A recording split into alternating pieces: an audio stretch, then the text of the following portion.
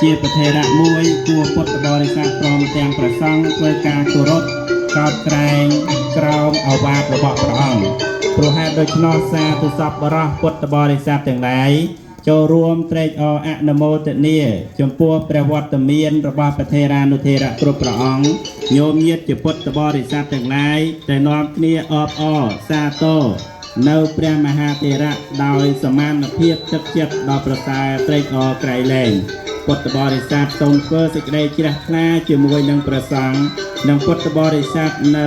ចំណោះជើងវត្តធម្មរារាម Stockton យើងនេះទាំងអស់គ្នាសូមអនុមោទនាការដង្ខេតនៅព្រះចៅអធិការព្រមទាំងព្រះមហាថេរៈដែលមានព្រះអវ័យព្រះវស្សាច្រើនទាំងអស់អង្គសូមអនុមោទនាសង្ឃគារវតាការគោរពចំពោះព្រះសង្ឃសូមអនុមោទនា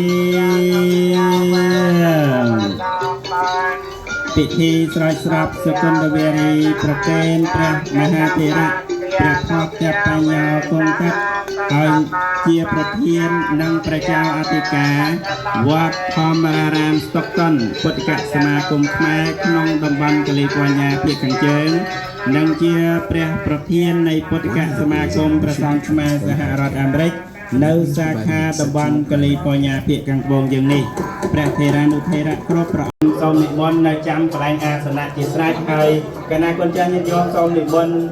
ឈរជារបងកិត្តិយសនឹករលឹកដល់ការដែលព្រះសម្មាសម្ពុទ្ធព្រមទាំងព្រះភិក្ខុសង្ឃដ៏ច្រើនរំទឹកបន្តព្រះអង្គយាងចូលទីក្រុងរាជក្រឹសព្រះអង្គយាងចូលទីក្រុងកបលភៈនិងព្រះអង្គយាងចូលទីក្រុងសាវត្ថីសូមអនុមោទនាសង្ឃវិសតោវរៈទាំងគិណៃយោសន្តានប្រយោជន៍សាមមូលាប្រហៃណោគុណេណៃកេសម្បានពិបានតោអនាសាវោតាំងបសបានិសង្ឃាំព្រះអរិយសង្ឃឯណាដល់បរិស័ទវិស័យជាទាំងពេលណាយបកលប្រសាមានចូលក្នុង YouTube យ៉ាហើយមានវត្តរាគាទីកេលែងយ៉ាងពួងបានសានបងហើយជាព្រះសង្ឃជាព្រះសង្ឃមានអាសវៈធម៌គឺថាជាព្រះកៃណាស្រោមខ្ញុំព្រះករុណាសូមក្រាបថ្វាយបង្គំនៅព្រះអរិយសង្ឃនោះដោយគោរពសូមអនុមោទនាសូមនិមន្តព្រះថេរៈគង់មកវេទិកាខាងលើទេណាសូមនិមន្តវេទិកាខាងលើហើយគណៈអង្គសម័យអង្គលោកគ្រូផតបញ្ញាគង់សិទ្ធនិមន្តនៅអាសនៈតខាងមុខទេណាសូមក្រុមការងារយើងបិទលោកអង្គណាហើយសូមនិមន្តកណាគុណចាស់គ្រប់ព្រះអង្គទេណានិមន្តគ្រប់ព្រះអង្គនិមន្តចូលកាន់អាសនៈទេណាចូលកាន់អាសនៈកៅអីដែលបានរៀបចំជាស្រេចនៅលើវេទិកានេះណាលោកខាងនេះចូលខាងនេះលោកចូលខាងនេះចូលខាងនេះបាត់នៅក្រោមការចំពោះការមកផ្លេតទៅឲ្យកណាចាប់តាកុំយកការយកជួយនេះថតលោកអត់ឃើញមកឃើញនៅផ្កានោះបាត់លោកចេះឃើញយកសូមរតនាទេណារតនានិមន្តឡើងកាន់អាសនៈខាងលើទៀតសូមរតនានិមន្តហើយញោមពុទ្ធបរិស័ទសូមអញ្ជើញតាមកៅអីឲ្យបានចិត្តមកបងណាកៅអីទាំងសងខាងហើយនិងកៅអីខាងមុខដើម្បីយើងគោរពនៅពិធីស្រោចស្រពសុគន្ធវេរីក្នុងពេលបន្តិចទៀតនេះបងញោមដូនជីនៅខាងនេះញោមដូនជីញោមសម្រាប់ដូនជីហើយនឹងតាជីបងនៅដូនជីនៅខាងនេះណាដូននៅខាងនេះហើយនឹងតាជីចំពោះនៅពីនរីគីខាងនេះបងណាដូនជីតាជីមកខាងណាហើយចំពោះរីហើយគីនេះyou can sit here yeah សូមនិមន្តឡើងកាន់អាសនៈមកចិត្តឲ្យពេញសិនទៅណាពេញខាងមុខសិនមកហើយចាំយើងទៅតាមក្រោយពុទ្ធបរិស័ទយើងគ្រប់រូបក៏ដូចគ្នាបងសូមអញ្ជើញកៅអីឲ្យបានពេញខាងមុខសិនចាំយើងបន្តទៅតាមលំដាប់ខាងក្រោយទៀតបងសូមអរគុណនិងអរគុណ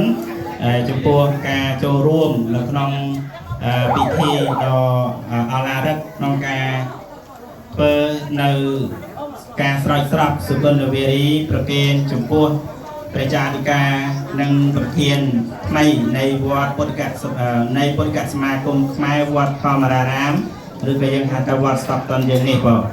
សូមញាតិញោមសម្រួលអេរិយាបថឲ្យបានរៀបរយខ្ញុំគណៈអាត្មានឹងប្រកាសនៅកម្មវិធីហើយចាប់ផ្ដើមកម្មវិធីនៅពេលបន្តិចទៀតនេះ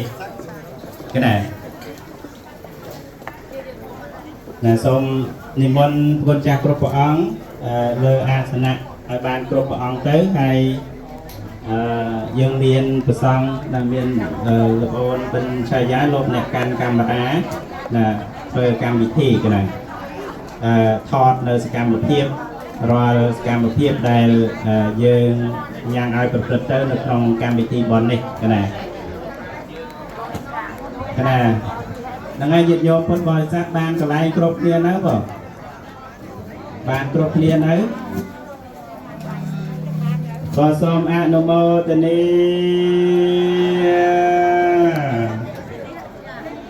ាជាបឋមខ្ញុំកណាសូមឱកាសអំពីប្រធេរានុធេរៈគ្រប់ព្រះអង្គតទៅសូមនមស្ការក្រាបថ្វាយបង្គំចំពោះព្រះរតនត្រ័យដោយសេចក្តីគោរព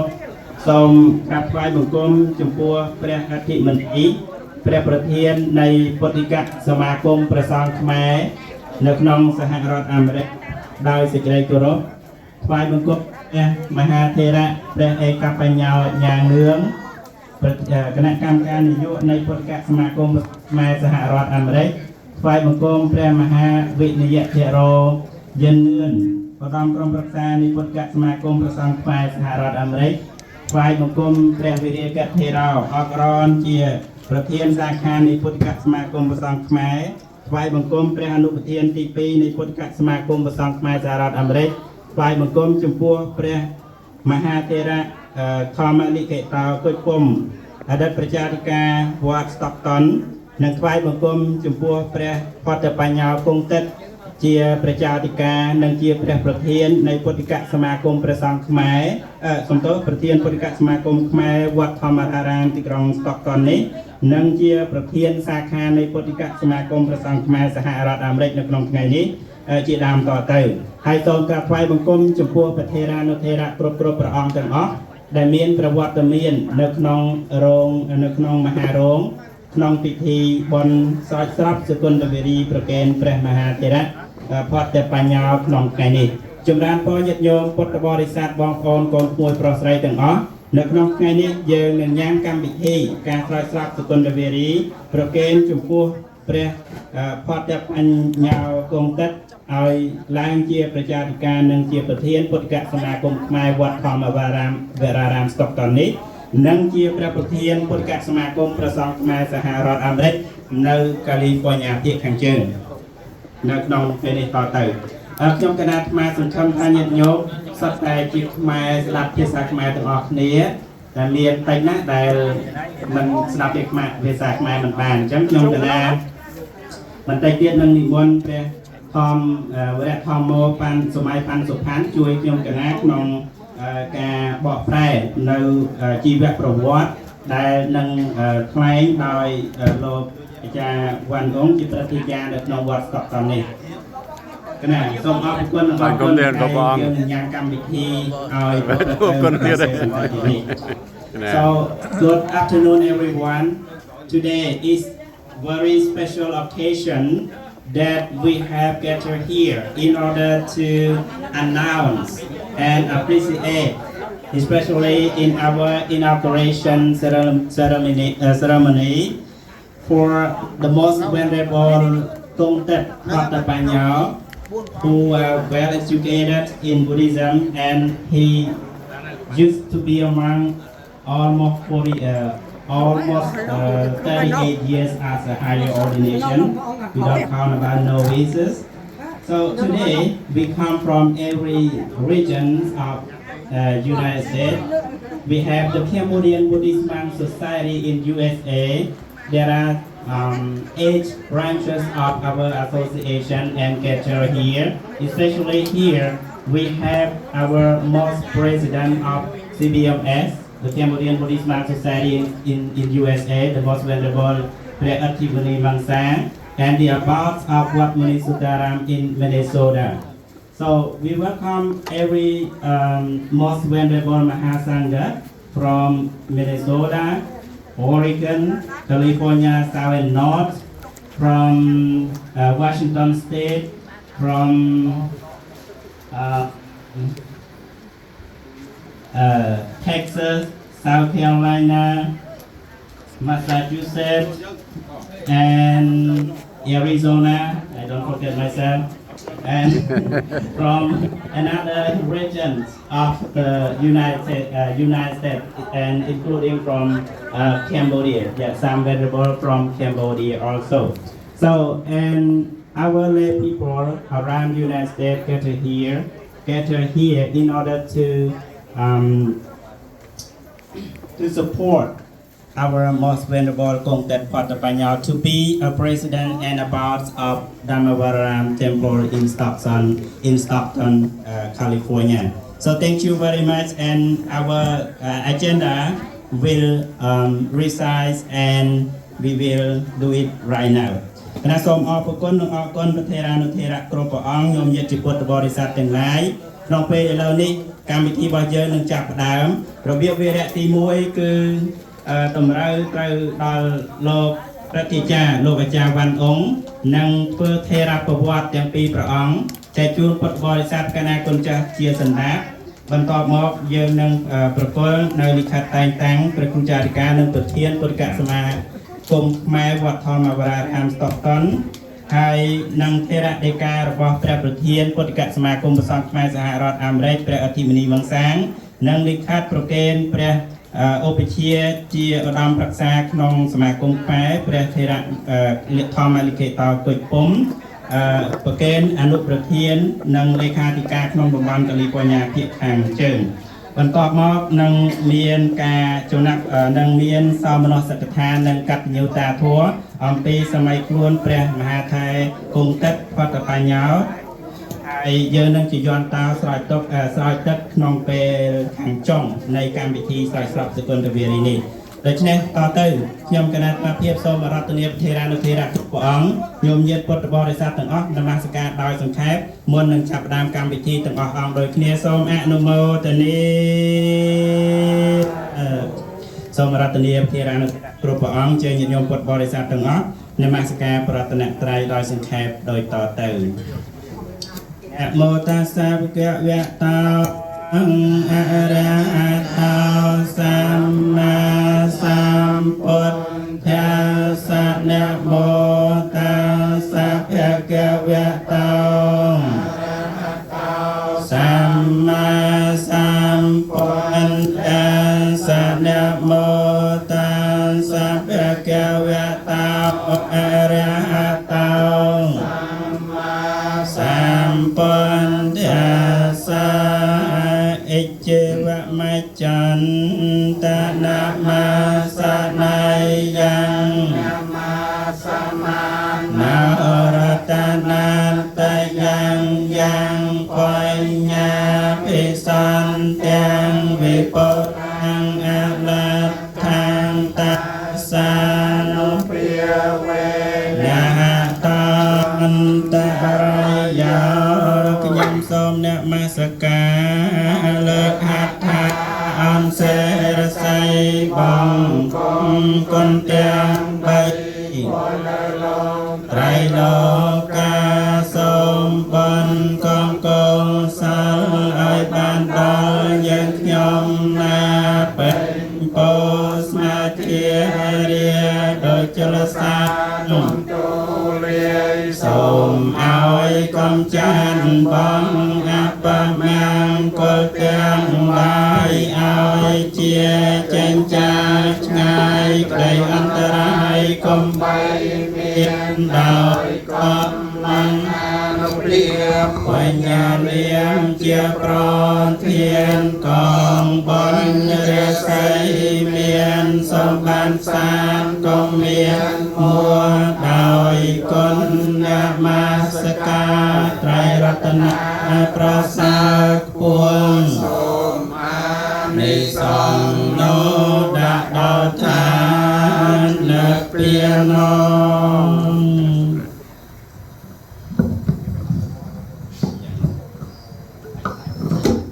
សូមអនុមោទនាអរគុណ thank you very much so now we will start the program គណៈជាកិច្ចបន្តទៅទៀតនេះខ្ញុំគណៈអាត្មាភាពមានកិត្តិយសសូមគោរពអញ្ជើញលោកចាព្រឹទ្ធាចារ្យវ៉ាន់អ៊ុងដើម្បីអាននៅថេរប្រវត្តិរបស់ព្រះថេរៈទាំងពីរអង្គ Now I would like to invite the Wan Ong, the respectable person in this temple, to read the both venerable biography for the audiences. Please. សូមក្រុមជើញខ្ញុំចាស់នៅខាងណាផងនៅក្រៅនេះ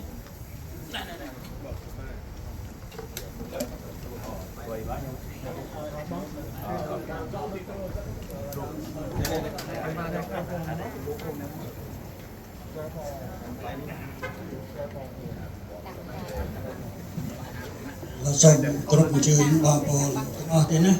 មុននឹងថ្លែងនៅជីវប្រវត្តិរបស់ព្រះគុណគង់គិតសូមតាមព្រះទាំងអស់គ្នាសូមទាំងអស់គ្នាចេះឲ្យធម៌ហ្នឹងសូមឲ្យព្រះពុទ្ធសាសនារុងរឿងចម្រើនសូមឲ្យព្រះពុទ្ធសាសនាផ្សាយទូទៅពេញសកលលោកសូមឲ្យលោកទាំងមូលបានប្រកបដោយសន្តិភាពព្រះសង្ឃមុនីសម្ពុនទ្រង់ត្រាស់ថានាតេសន្តិបរាំងសុខੰពុំមានសេចក្តីសុខដទៃក្រៅអំពីសេចក្តីស្ងប់ឡើយបន្តទៅទៀតនេះខ្ញុំសូមបើកវងកញ្ចក់ទេលោកស្ទីវិនតាំងមានជើញមកទៀតលោកស្ទីវិនតាំងអត់ទេបើអត់មកទេក៏សូមប្រកាសប្រគេនព្រះគុណជាម្ចាស់ចុះណាចំពោះកៅអីដែរ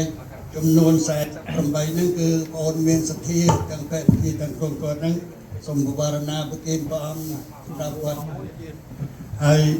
កៅអីដែលជាក្រាលកំណាត់នោះគឺ37ក៏គាត់ប្រគេនដែរចំពោះអ្នកស្រីសមាលីតាំងគាត់បានឲ្យខ្ចីកៅអីស30ទៀតបាទសូមអរគុណចំពោះបងអូនទាំងពីរបាទទាំង3ដែលជាក្រុមគ្រួសាររបស់ណាសូមបុណ្យគុណបុណ្យប្រតនត្រ័យជួយបីថែរក្សាបងអូនទាំងអស់ជួបសុខចម្រើនរកទទួលជាចេតកាតរៀងទៅបាទតទៅនេះខ្ញុំសូមសន្ទរកថាស្វាគមន៍ចំពោះគុណម្ចាស់សិនណាខ្ញុំព្រះករុណាសូមនមស្ការចំពោះគុណកែវទាំង3ដោយសេចក្តីគោរពខ្ញុំព្រះករុណាសូមលំអរលំអរកាយក្រាបថ្វាយបង្គំព្រះដៃព្រះគុណប្រធានសហគមន៍ព្រះសង្ឃខ្មែរនៅសហរដ្ឋអាមេរិកព្រះនាមអធិមុនីមង្សាងអូក្រឡាំងទៀតមានអសារោនេះឆាយាព្រះអង្គព្រមទាំងប្រទេសអនុថេរៈជាសមាជិកនៃសហគមន៍ព្រះសង្ឃខ្មែរទាំងអស់ដែលមានប្រវត្តិមានអថ្លៃថ្លាបាននិមន្តមកកាន់វត្តធម្មរារាមទីក្រុង Stockton រដ្ឋ California ដើម្បីនៅធ្វើនៅពិធីស្រោចស្រពសុគន្ធវារីនិងប្រគេនវិញ្ញាបនបត្រដល់ព្រះដៃព្រះគុណព្រះនាមគង់ទឹកផុតកញ្ញោជាប្រធានសាខាមើល19វត្តនៅក្នុងសហរដ្ឋនៅក្នុងរដ្ឋ California បែកខាងជើងទៀតណាដោយសេចក្តីគោរពនិងជ្រះថ្លាដល់ក្រៃលែងសូមធ្វើគិរិយាកិច្ចចំពោះលោកស្រីនិងពុទ្ធបរិស័ទជិតឆ្ងាយទាំងអស់ជាសាសនញាតិបានអញ្ជើញមកចូលរួមអបអរសាទរនិងអនុមោទនា នៅពិធីស្រោចស្រពសគុណវេរីនិងប្រគេនវិញ្ញាណដាក់បាតដល់បដិបគុណព្រាមគុំទិដ្ឋអតបញ្ញោនាវរោកាសជាទីមេត្រីថ្ងៃនេះវត្តធម្មរារាមយើងបានទទួលនូវមហាកិត្តិយសដ៏ខ្ពង់ខ្ពស់ឥតអ្វីប្រៀបផ្ទឹមបានឡើយមិនត្រឹមតែវត្តធម្មរារាមបានទទួលនូវមហាកិត្តិយសដ៏ថ្លៃថ្លាប៉ុណ្ណោះទេសូម្បីតែប្រជាជននិងប្រជាពុទ្ធបរិស័ទដែលរស់នៅក្នុងទីក្រុង Stockton ទាំងអស់ក៏ត្រូវបានទទួលនូវប្រជាប្រិយភាពនិងបៃតេប្រាម៉ោកឥតឧបមាផងដែរក្នុងនាមខ្ញុំព្រះករុណាផ្ទាល់និងក្នុងនាមព្រះសង្ឃគ្រប់ព្រះអង្គព្រមទាំងនាមក្នុងនាមគណៈកម្មការបម្រើកិច្ចការឲ្យវត្តធម្មរារាមទាំងប្រុសទាំងស្រីគ្រប់ផ្នែកទាំងអស់សូមខន្តីអភ័យទោសអំពីសំណាក់ព្រះគុណម្ចាស់ជាប្រធានសហគមន៍ព្រះសង្ឃខ្មែរនិងព្រះសង្ឃគ្រប់ព្រះអង្គព្រមទាំងគណៈកម្មការនិងលោកអាចារ្យដែលបានអញ្ជើញមកជាមួយព្រះសង្ឃក្រែងយើងខ្ញុំព្រះករុណាខ្ញុំបាទញាតិខ្ញុំទាំងអស់គ្នារៀបចំតុបតែងមិនបានសមរម្យនិងធ្វើបដិសន្ធារៈខ្វះចន្លោះឡើយណាសូមទានមេត្តាខន្តីអភ័យទោសដល់យើងខ្ញុំទាំងអស់គ្នាផងទីអវតារនេះខ្ញុំព្រះករុណាខ្ញុំបាទសូមប្រគេនពរនិងជូនពរចំពោះព្រះគុណម្ចាស់ប្រធានសហគមន៍ព្រះសង្ឃខ្មែរនិងព្រះសង្ឃជាជំនួយការរបស់ព្រះអង្គគ្រប់ផ្នែកទាំងអស់សូមមានព្រះសុខភាពល្អបរិបូរណ៍និមន្តទៅបំពេញកិច្ចការផ្នែកសាសនាក្នុងទីនានាសូមបានសម្រេចជ័យជំនះទៅលើកិច្ចការទាំងអស់នោះកុំបីខាតឡើយម្យ៉ាងទៀតញាតិញោមទាំងអស់ដែលបានអញ្ជើញមកទាំងប្រមាណហើយវិលត្រឡប់ទៅវិញសូមបារមីនៃវត្តធម្មរារាមទាំងអស់តាមថែរក្សានិងតាមជួយជូនដំណើរលោកអ្នកទាំងអស់គ្នាឲ្យបានទៅដល់គេហដ្ឋានរៀងៗខ្លួនបានសមប្រកបជួបប្រទះនៅសុវត្ថិភាពគ្រប់គ្នាកុំបីខានឡើយពិសេសជាងនេះទៅទៀតណាសូមលោកមេតបនាមបតុមកែវដែលលោកការពារវត្តសូមលោកមេត្តាការពារព្រះគុណម្ចាស់និងឲ្យលោកទាំងអស់រាល់គ្នាកុំឲ្យមានសត្រូវណាមកបៀតបៀនបានឡើយទៀតណាសូមអរគុណសូមអរគុណ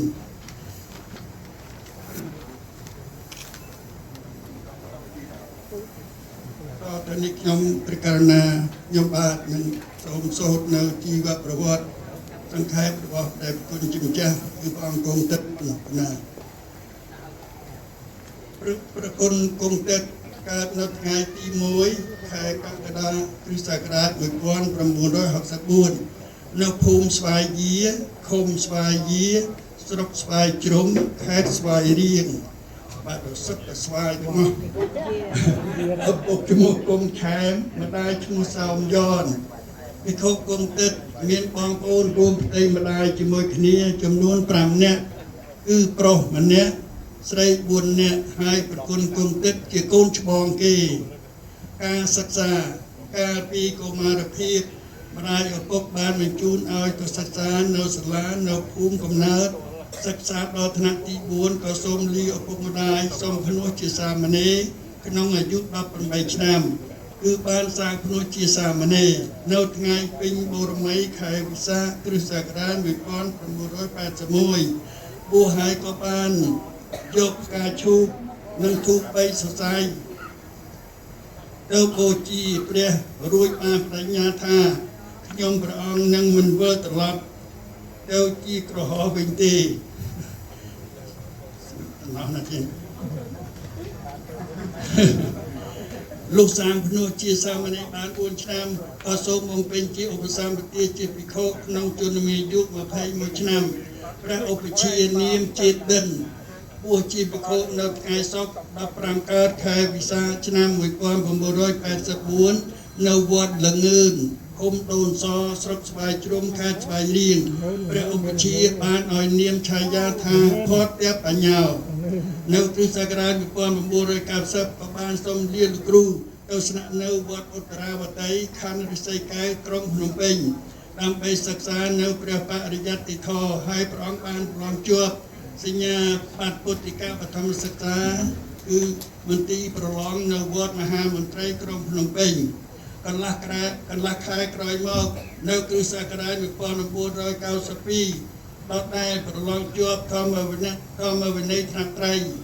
ក្រមព្រះអធិបតីភាពនៃសម្ដេចមង្គលទេពអាចារ្យព្រះនាមអ៊ុំសុំប្រឡងជាប់ធម្មវិន័យថ្នាក់ទូថ្នាក់ឯកនៅវត្តសំរោងអណ្ដែត ក្រមព្រះអធិបតីភាពនៃសម្ដេចព្រះមង្គលទី2ចាអ៊ុំសុំនិងសម្ដេចព្រះធម្មលិខិតលោះឡាយនៅគ្រិស្តសករាជ1997ត្រូវបានឧបាសិកាសៀងឯនជីញោមធរវត្តធានាយកមកឲ្យស្នាក់នៅវត្តធម្មរារាមនេះឯងខ្ញុំព្រះករុណាអាត្មាភាពមកដល់ USA នៅថ្ងៃទី11ខែ5គ្រិស្តសករាជ1997ចាប់តាំងពីថ្ងៃដែលខ្ញុំព្រះករុណាអាត្មាភាពបានមកដល់វត្តនេះជាភ័ព្វសំណាងណាស់បានជួបប្រធេរៈចាស់ទុំមានទឹកប្រទេសស្លូតបូតគឺលោកឪពុកទីគុំនេះឯងរួចហើយក៏បានដឹកនាំពុទ្ធបរិស័ទកសាងនៅសមាធិនានាគួរជាទីឆ្លាតឆ្លាប្រវេដើមឡើយវត្តនេះមានដីតែ5អេកឺទេឥឡូវសប្តាហ៍នេះមានដល់ទៅ30អេកឺដោយប្រគុណគ្រប់ព្រះអង្គបានទតឃើញស្រាប់ហើយនេះដោយសទ្ធាជ្រះថ្លានៃញាតិញោមចំណុចជើងវត្តជួយឧបត្ថម្ភនិងញោមញាតិពីទីក្រុងនានាជួយឧបត្ថម្ភផងដូច្នេះកិច្ចការកសាងនេះអស់ថ្លៃតែទិញសម្ភារៈឯថ្លៃជាងគឺឥតអស់ថ្លៃទេគឺខ្ញុំបកករណាអាភិបនាំញាតិញោមធ្វើផ្ទាល់តែម្ដងចាប់ជីប្រវត្តិកម្មនេះទៀតសូមអរគុណសូមអរគុណលើនៅលោកតាបានវែងអូលោកតាវែងព្រះអង្គលោកស្ទីបក៏ខ្លួនព្រះអង្គទេណាខ្ញុំបានជំនាញអានេះបើនឹកអានត្រឹមត្រូវសពពីទូចក៏តាវែងតាចេញសពទៅពីទៅតាវែងតាឧមាគុជពុំកើតនៅថ្ងៃច័ន្ទខែចែកឆ្នាំ1928ទេណាគឺកើតនៅភូមិភ្នំសំពៅឃុំភ្នំសំពៅស្រុកបាត់ដំបងខេត្តបាត់ដំបងឪពុកនាងសុកគុជម្ដាយនាងខោអ៊ឺមានបងប្អូន5នាក់គឺ1គុជលេខ2គុជលេន3គុជពេន4គឺកុមារគុជពុំ5គុជអនកុមារគុជពុំកើតបានអាយុ6ឆ្នាំឪពុកក៏ស្លាប់ចោលទៅនៅសល់តែម្ដាយលោកឪពុកកាលដែលគាត់នៅរស់នៅមានជីវិតនៅឡើយគាត់បានដាំម្លូចំនួនម្លូភ្នំទៀតចំនួន100ជន្លង់កុមារគុជពុំម្ដាយឲ្យទៅនៅចាំចំការម្លូជាមួយបងទី1នាងគុជលេខសម្រាប់ស្រោចទឹកនិងបេះម្លូលក់ពេលណាដែលបងមកនៅមានគេមករកទិញមលូកុមារគុជពុំក៏បេះមលូរៀបជាត្របលក់ឲ្យគេកុមារគុជពុំ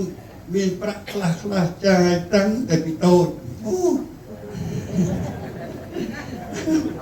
លោកដល់កុមារគុជពុំមានអាយុ7ឆ្នាំម្ដាយឲ្យបេះមលូរៀបជាត្រប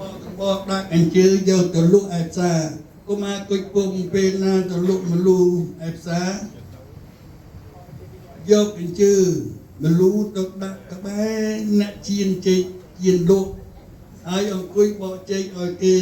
អ្នកជៀនផងលក់មលូផងអ្នកលក់ចេកជៀនក៏ឲ្យកុមារគុជពុំញ៉ាំមិនពិបាកទិញទេ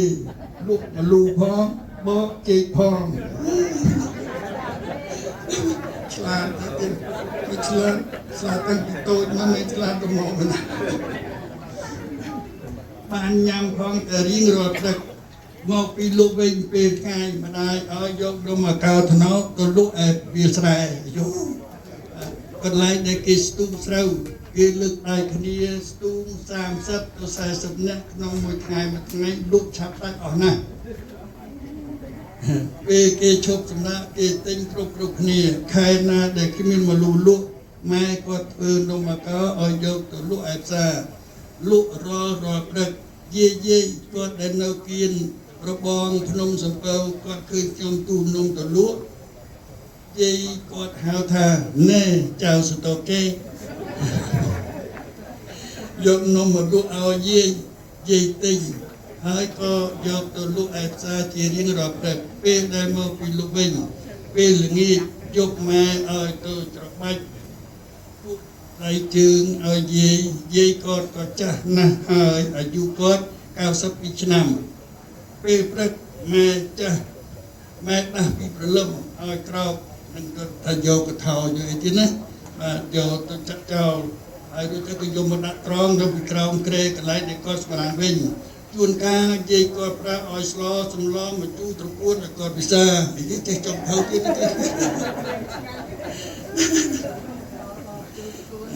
គាត់ប្រាប់គេថាខ្ញុំចៅខ្ញុំស្លោឆ្ងាញ់ណាស់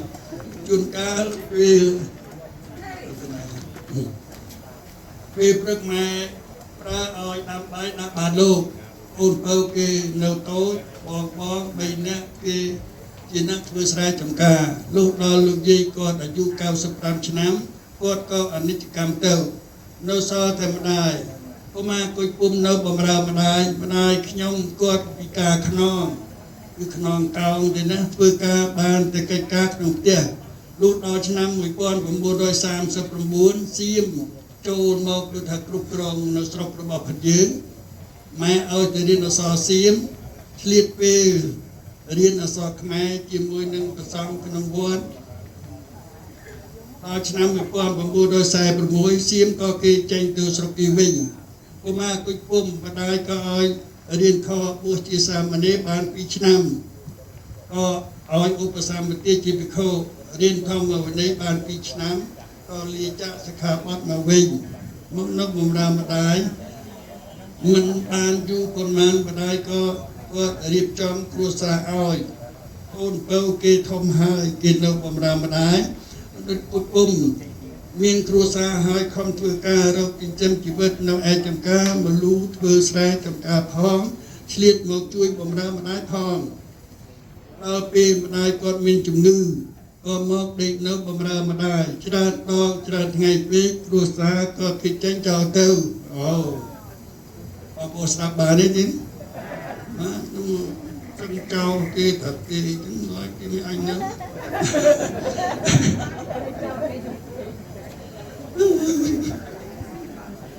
អូនបើគេក៏មានគ្រួសារទៅបន្តិចគឺពុំនៅបម្រើម្ដាយគួរច្រកបាត់បោកសម្ពុតអាវអត់លៀងមុខឲ្យសពគ្រប់ប្រការទៀតរហូតដល់គាត់អនិច្ចកម្មបានធ្វើបុណ្យបូជាសពគាត់រួចហើយបណ្ឌិតគុជពុំបានគិតគូររកគូសកលថ្មីទៀតចាលុះមានគ្រូសកលហើយអង្គថាអីណាគ្រូសកលក្រោយនេះអូណាគ្រូសកលក្រោយរបស់គាត់គឺលោកយាយខាងធីឲ្យលោកសកលទេណាហើយក៏នាំគ្នាធ្វើការរកចិញ្ចឹមជីវិតបានសុខសប្បាយជាធម្មតាតរៀបមកបណ្ឌិតគុជពុំមានកូន11នាក់ទៀតអូច្រើនណាស់បងអើយបងអូយមិនណាចាញ់បងបាន11នាក់កូនទី1ឈ្មោះនាងគុជពឿតស្រីកូនទី2ឈ្មោះគុជពេជ្រប្រុសកូនទី3ឈ្មោះពុទ្ធហៅបុនឈឿនប្រុសកូនទី4នាងខារីស្រីកូនទី5នាងគុជថារតស្រីកូនទី6នាងគុជគុនធាស្រីនៅនេះឯទៀតហើយកូនទី7គុជសនីប្រុសកូនទី8គុជស៊ីណាប្រុសកូនទី9គុជស៊ីណានប្រុសកូនទី10នាងគុជបាត់ទេករិតទៀតបាត់ស្រីកូនទី11ពៅគេនាងគុជប៊ុនខាណា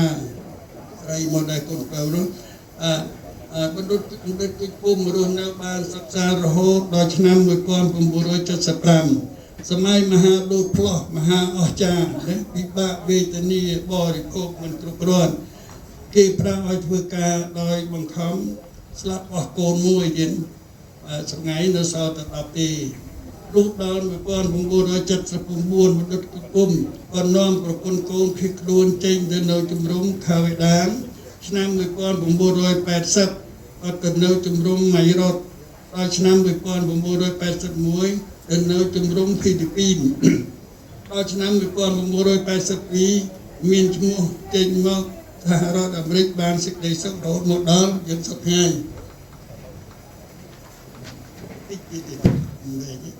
នៅគ្រិស្តសករាជ1990អសូមលាភរិយានិងកូនចៅចូលខ្លួនសាងព្រះភ្នោះនៅក្នុងវត្តធម្មរារាមព្រះឧបជាគឺសម្ដេចធម្មវរៈមហាធិរៈព្រះនាមដៃឡុងព្រះឧបជាបានឲ្យនាមឆាយាថាធម្មលិកតោចាប់តាំងពីបានចូលខ្លួនសាងភ្នោះមក អត់មានចេញទៅណាចោលញាតិញោមទេដល់បានមកជួបលោកក្មួយគង់ទៅទៀតរឹតតែលែងទៅណាគឺគៀតស្មាគ្នាដឹកនាំញាតិញោមកសាងទីនេះឲ្យបានសមរម្យសមជាទីគោរពបូជានៃជននានា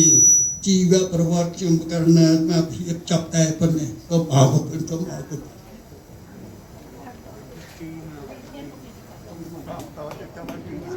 សូមអនុមោទនាសាធុចំពោះប្រជាពលរដ្ឋជីវប្រវត្តិពីរោះចូលចិត្តរបស់ប្រធានទាំងពីរព្រះអង្គតែតទៅសូមរដ្ឋនាគ្រូសម័យជួយសង្ខេបប្រវត្តិរូបជាភាសាអង់គ្លេស Now I would like to invite our most venerable Vice President of the CBMS of Southern California to translate all the brief biography in English to let all of you understand what's going on about our two most venerable Pum and Kung Tith. Please.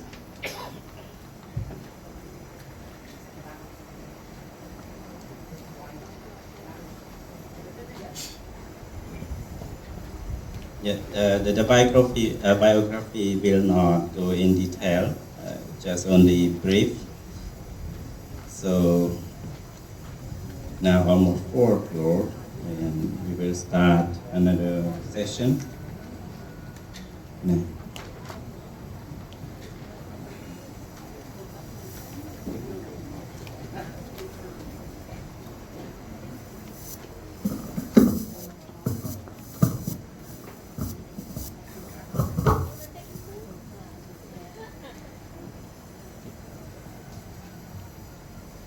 Soom Namo Tani.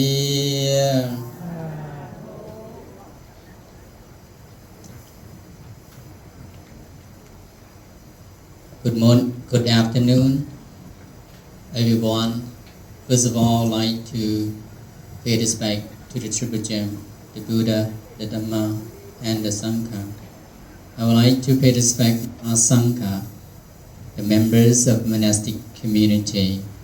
led by the seniors, most seniors, venerables, have come from different states, but led by the most venerable, the president of Cambodian Buddhist Monk Society in USA, the venerable Atimani Bangsang Yena Sarao. And all would like to thank you. All venerables have come here to support our monastic community. As a Buddhist monk and also as Vice President of Cambodian Buddhist Monk Society USA in the Southern California, I'm delighted having seen all members with community, monastic community and lay community have come here together to support our Bodhisasana, Buddhism.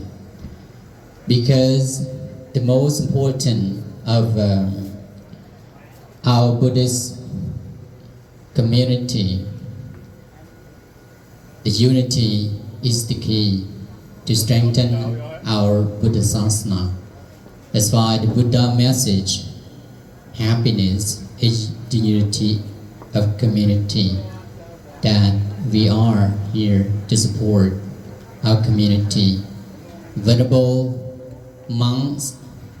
and also accepted, the works for the Buddha Sasana. Is we are happy that Venerable Mahathiro, Kung Tith, and also the most senior venerable, the head monk and also chief incumbent of this Buddhist center called Wat Dhamararam, that have accepted for our invitations to be a leader, for the Buddhist community in northern part of California, to lead Buddhist community, not just monastic community, but also to show good examples for our Buddha Sasana, and that's why we are here. Even though during this time it rainy as retreat, as you know that for the Theravada Buddhism, the monks have to stay for rainy retreat for 3 months. But for the unity of community, we have to sacrifice and have to help support each other. And so for the biography, that most senior lay master of this Buddhist center called Wat Dhamararam have written. It's very interesting, very inspiration for the chief incumbent who have, the head monk here, who have decided with his determination to lead the community and have successfully to form a strong Buddhist community at this city of Stockton, leading with his the fellow monks, Venerable Tith, and also have decided to support Buddha Sasana by accepting our invitations to become branch president of Southern California for the Cambodian Community Buddhist Monk Society in USA. So for the briefly his biography, because I received a notice,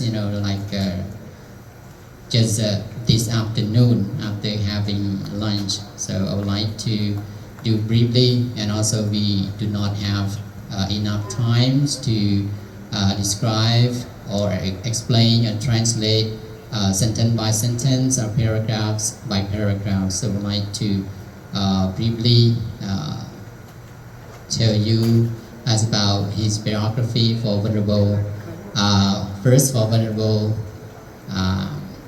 Tejikun Wat Dhamararam Temple. The biography of Venerable Tith. He was born in July, the 1st of July 1964 in the village of Svayir, district of commune of Svayir, district of Svay Jrom, and the province of Svay Rieng, Cambodia. To his parents, father name Kong Chaim and mother's name Saum Yon. Venerable Tith has 5 siblings. Among the 5, he is the oldest one. For education, he was attended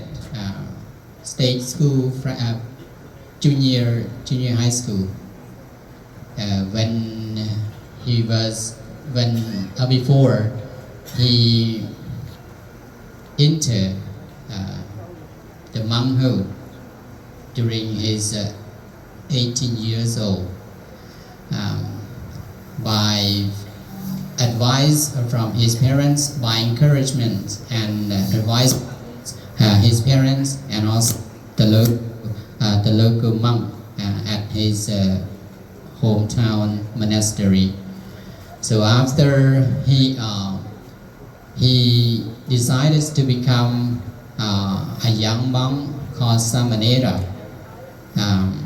So he was admitted to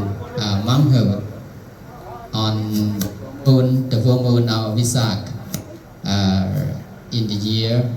1981. So 1981. It is important that for his determination and ordination or vow verbally, he have a commitment ordination vow saying,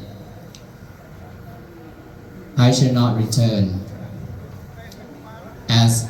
a lay person. I will become our audience forever. I shall not return as a lay person. That the meaning of his vows. So say sadhu everyone. May his vow become true until for the rest of his life, and also until now he still now is to support Buddha Sasana. And after 4 years of his ordination as a Samanera young monk, and when he was 21 years old, he decided to become a bhikkhu. He admitted as a bhikkhu or higher ordination by assembly of members of monastic community leading by his preceptor Upachaya, named Chet Duen, and he also taken place at his hometown on the full moon of Visak Puja Day in 1984 at the Buddhist monastery called Wat Dhamararam and commune of Don Saw, district of Svai Chirom, the province of Svai Rieng. And his preceptor named him Bhikkhu, giving name Wat Dhamararam. In 1990, with respect to his master, he decided in order to pursue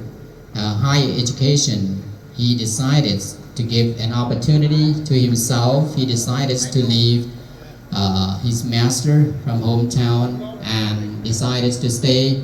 in a monastery called Wat Dhamararam, district of Risaikat, capital of Phnom Penh. And the Venerable Kong Tith have successfully completed Buddhist primary school, right? Buddhist primary school in the well-known Buddhist monastery called Wat Dhamararam in capital of Phnom Penh. And in 1992, he also successfully passed the Dhamma Vinaya Buddhist school from all 3 levels: the basic, the intermediate, and the advanced. Dhamma Vinaya Buddhist school, which is important for the Buddhist monk to have trained, to have learned from a Buddhist school by the venerable, the most senior venerable and high-ranking of that time. And he also, I know him that he also the rector or director of Buddhist University in President Raja University at that time. So he stayed there and complete his Dhamma Vinaya Buddhist school, and from 2 temples, Wat Dhamararam and as Wat leading by the Venerable Samdach Tep Mangkol Tepicha Praniam Om Sum, and also another temple, another well-known temple, Wat called Wat Samraung Andai, under the leadership of the high-ranking senior monk called Prathamadukat Loh Lai. In 1997, by support and sponsored by generous Buddhist community here at Wat Dhamararam, that's introduced by his Dhamma mother, Yom Thoa, all of Basika si nghe